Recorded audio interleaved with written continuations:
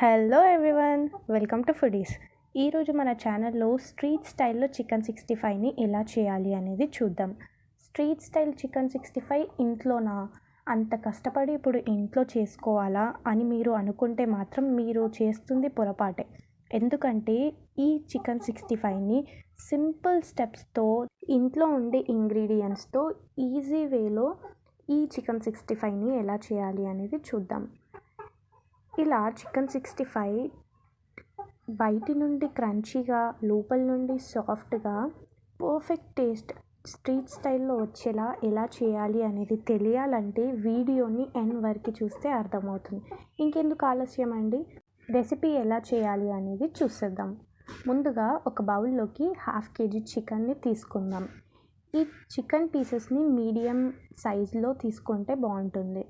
Boneless అవసరం లేదు. With bone తీసుకుంటే చికెన్ చాలా టేస్ట్గా ఉంటుంది. మళ్ళీ మనకి బోన్ కూడా మెత్తగా ఉడికిపోతుంది, బోన్ అలాగే ఉండదు. ఇందులోకి ఒక 1 tablespoon అల్లం వెల్లుల్లి పేస్ట్, 1 tablespoon కారం స్పైసీగా కావాలనుకుంటే ఇంకా వేసుకోవచ్చు. 1 tablespoon ధనియా పౌడర్, రుచికి సరిపడా ఉప్పు వేసుకోవాలి.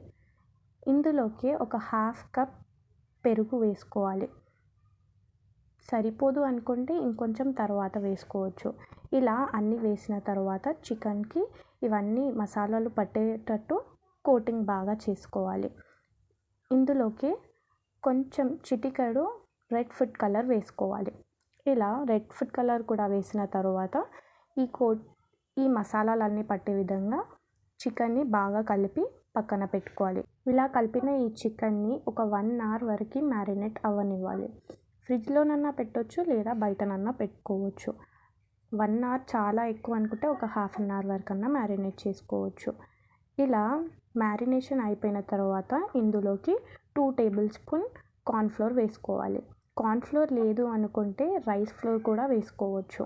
పిండి కోటింగ్ పీసెస్కి బాగా చేయాలి.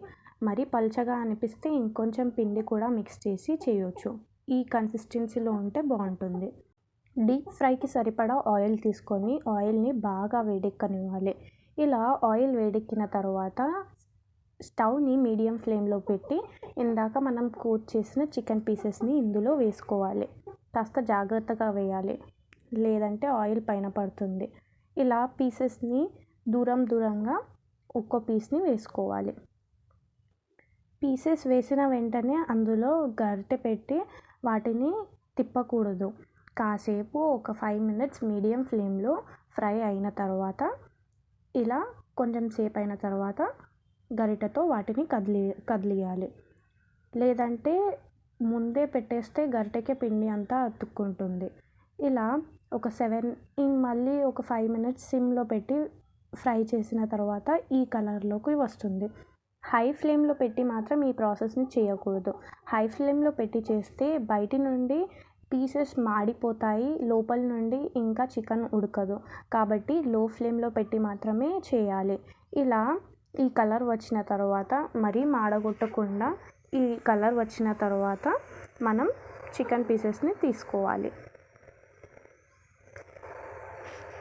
చూసారుగా, ఇలానే ఇంకో సెకండ్ బ్యాచ్ కూడా వేసుకోవాలి. ఫస్ట్ బ్యాచ్ వేసిన తర్వాత సెకండ్ వేసే ముందు ఆయిల్ని కాస్త క్లీన్ చేసుకోవాలి. ఏమైనా పిండి ఉంటే క్లీన్ చేసేసి మళ్ళీ సెకండ్ ప్రాసెస్ వేసుకోవచ్చు.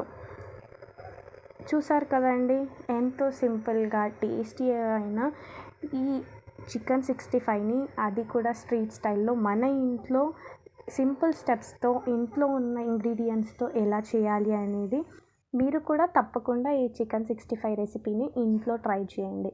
ఎలా ఉంది అనేది కామెంట్ బాక్స్లో కామెంట్ చేయండి. Keep cooking, eat healthy. Thank you for watching.